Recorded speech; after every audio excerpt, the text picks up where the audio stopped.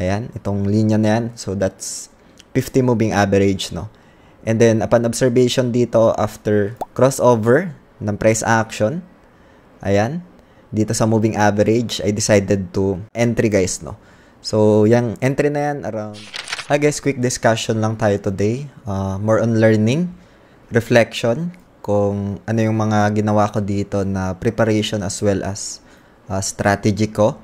How I get almost 15K today.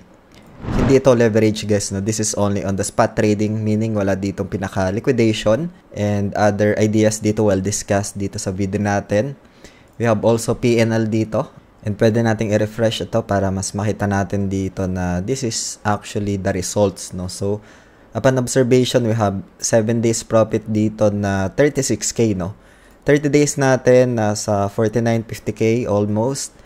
And if you can see, we started from negative, guys, no? Ayan.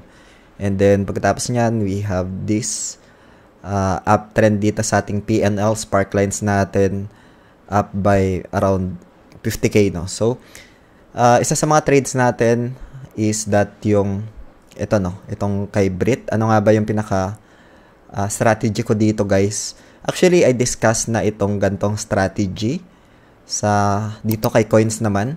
Ayan. So, sobrang basic lang. Patience, understanding sa market, moving average, we discuss as well. And if you have experience, that's very important dito, guys, no? So, balik muna tayo dito. And as we can see dito, guys, papakita ko na lang din yung pinaka-order history. Ayan. So, move lang natin yung camera natin para mas makita nyo yung chart dito, guys, no? Kasi discuss ko lang din dito how this chart behaves, no? How I contested these price actions. So, ayan, order history natin. Nabenta ko na to. So, this is realized profit na, guys, no? Ayan. So, 13K within today, guys, no? So, upon observations naman dito, check muna natin sa show current. So, meaning, itong pair na to. And then, punta tayo sa maybe order history siguro. And then, punta tayo dito sa pinakababa, guys, no? Scroll down ko lang. Ayan. So, nagbebenta na ako dito ng pakunti-kunti, pero I just canceled nung ibang pinaka-limit orders ko. Pero yung pinaka-buying ko dito, guys, is around, ito, guys, no? 0.06 or around 6 cents, guys, no, in USDT. Tapos, binenta ko siya ng 18 cents. And then, I almost sell lang dito ng almost break-even. Pero, kahit papano, I have this profits naman. As per checking dito, na-cancelled yan. Hindi lahat na benta, guys, no? Ito lang yung nabenta sa 2,758 na Brit, no? So, 285 lang yung nabenta. So, pagkatapos niyan, I cover up buy dito kasi I can see some momentum. And then, sobrang liit lang naman ang pinaka-buy ko dito. I'm still holding pa. And since dito, guys, no, 6 cents ko na bili, I sell na dito nung around, hanap tayo dito nung executed na. Ito, filled, no? Around 15 cents ko na siya nabenta. So, that's 2x, no? And other details pa dito, guys, as we can see, 17 cents, 14 cents, 13, 21 cents, 23 cents. So, 46 cents, pero canceled to, hindi siya na-filled. Nabenta ko siya ng 26 cents, guys, no? So, dito, guys, ano nga ba yung isa sa mga na-observe ko why I contested? As per checking dito, meron tayong moving average, guys, no? This is on the 15 minutes time frame. Pero we can just turn this into 1 hour time frame. Yung concept na diniscuss ko dito sa video na ito is just like a pattern lang naman dito. So, isa sa na-observe ko kasi dito, guys, is that yung sobrang accumulation dito, guys, no? Normally, pag merong drastic move, yung price action sa downside, accumulation yung ginagawa niya, guys, no? So, nakita natin yan. And then, we have 50 moving average. So, ginawa ko na lang na violet ito. Ayan, itong linya na yan. So, that's 50 moving average, no? And then, upon observation dito, after crossover ng price action, ayan, dito sa moving average, I decided to entry, guys, no? So, yung entry na yan, around maybe, around 6 cents guys, no? So, we can see that here, ayan, so, 6 cents around this area. So, pagkatapos nyan, I can see some move to the upside, I hold lang, and then, I sell around this area.